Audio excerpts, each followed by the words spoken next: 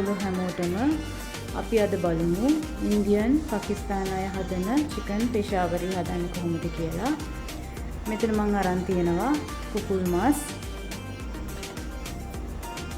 Yoghurt, රස කරපු නැති කාම උෂ්ණත්වයේ යෝගට් හොඳට මික්ස් කරලා අරන් තියෙන්නේ. මේකට ඔයාලා යෝගට් වෙනුවට මුදු පිකිරි ගන්න පුළුවන්. ඒ වගේම ඉඟුරු සුදුරුණු පේස්ට් එක, මිරිස්, කොත්තමල්ලි කුඩු, සූදුරු කුඩු, ලුණු, ගම්මිරිස් කුඩු, කහ කුඩු, තෙල්, ඒ වගේම කොත්තමල්ලි කොළ අරන් තියෙනවා. තක්කාලි පේස්ට් එකක් අරන් තියෙනවා. තක්කාලි වලට බ්ලෙන්ඩර් එකේ හදා ගන්න පුළුවන්, නැත්නම් තව මේ විදිහට හදා ගන්න පුළුවන් ක්‍රමයක් මම වීඩියෝ එකේ දානවා.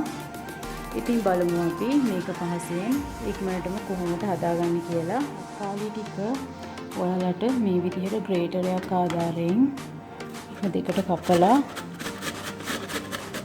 මේ මැද ටික ග්‍රේට් කරගන්න පුළුවන්. මේ විදිහට ඊට පස්සේ පොත් අයින් කරගන්න. මේ විදිහට ග්‍රේට් කරගන්නත් පුළුවන්. නැත්නම් ඔයාලා මේක කැලි වලට කපලා බ්ලෙන්ඩර් එකට දාලා ඉවරලා පේස්ට් එක හදාගන්න. ඒකට තෙල් එකතු කරලා තියෙනවා. මේ රෙසිපි එකට ටිකක් වැඩිපුර තෙල් ඕන කරනවා. තෙල් ටික රත් වෙන්න තියෙනවා. තෙල් ටික රත් වුණාම ඉඟුරු සුදුලුණු පේස්ට් එක එකතු කරනවා. ඊට පස්සේ මේක ටිකක් බ්‍රවුන් වෙන්න බැද ගන්න ඕනේ. මේ විදිහට මිශ්‍ර කරමින් ටිකක් බ්‍රවුන් වෙන්න බැද ගන්න මේක. බ්‍රවුන් වෙකෙදී කුකුල් මස් කෑලි ටික එකතු කරනවා.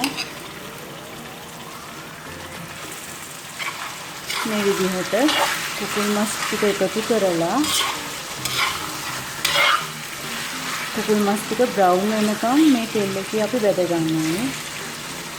ඉන්දර වැඩි කරලා මේක මේ කෑලි වටේ ටිකක් බ්‍රවුන් වෙනකම් බැද ගන්න. දැන් කුකුල් මස් ටික බැදිලා තියෙන්නේ. ඔයාලා මේක මිශ්‍ර කරමින් බැද ගන්න වටේ බ්‍රවුන් වෙන්න. ඊළඟට මම මේකට එකතු කරනවා තක්කාලි පේස්ට් ටික.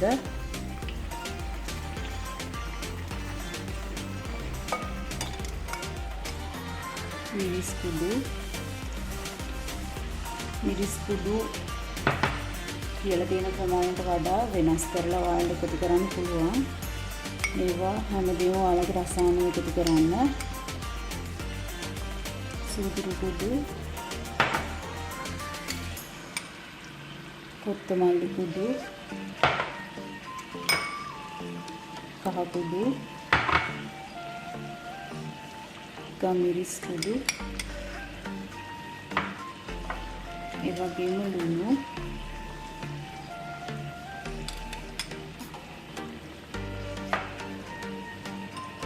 ඔයාලා 3-5 ಜಾති ඔයාලා කෑම හදද්දී 3-5 ಜಾති එකතු කරද්දී හැම වෙලේම මැනල එකතු කරන්න පුරුදු වෙන්න එපා.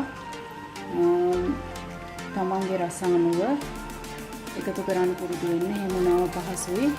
අර විදියට මැනලා දාන්න පුරුදු වුණාම ඔයාලට හැම වෙලේම එක කර ඉන්න වෙනවා, මැන ඉන්න වෙනවා. ඒක නිසා මේ විදිහට තමන්ගේ රස අනුව එකතු කරන්න පුරුදු වෙන්න 3-5 ಜಾති.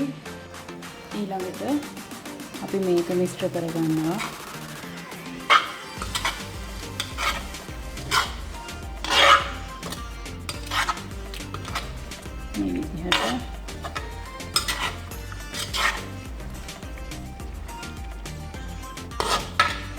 මේ විදිහට මේක හොඳට මිශ්‍ර කරලා මේකට අපි වතුර එකතු කරන්නේ නැහැ.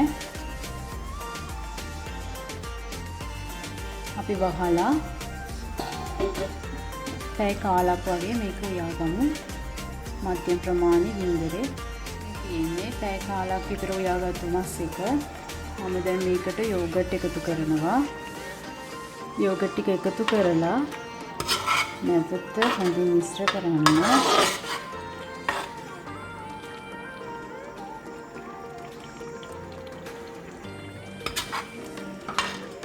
අපි යෝගට් එකතු කරලා මිශ්‍ර කරගෙන තියෙන්නේ. මේක දැන් හොඳටම අඩු ගින්දරේ තව ටිකක් වෙලා අපි උයා ගන්න ඕනේ. මේ වෙලාවේදී ඔයාලා රස බලලා ලුණු මදි නම් එකතු කරන්න. දැන් අපි ආයෙත් මේක වහලා අඩු ගින්දරේ උයා ගමු.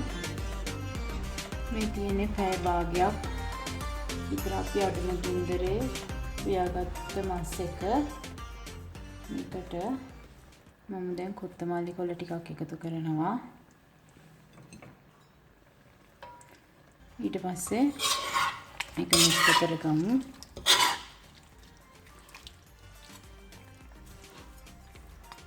මම ලිප් ඔෆ් කරගන්නවා.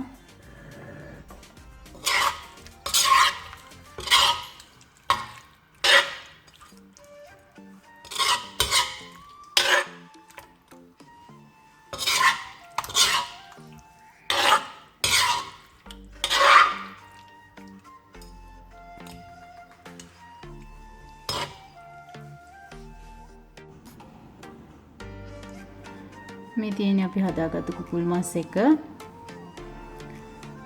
ඉතින් ඔයාලත් හදලා බලන්න. ගොඩක් රසවත් රෙසිපියක් මේකත්. ඉතින් ඔයාලා තාම මගේ channel එක subscribe වුනේ නැත්නම් subscribe වෙන්න. යාළුවොත් එක්ක මගේ videos share කරන්න. ඒ වගේම comment කරන්න, like කරන්න. ඉතින් මේ වගේම තවත් රෙසිපි එකකින් තවත් දවසක හම්බ වෙමු. ඔයාලා හැමෝටම සුබ දවසක්.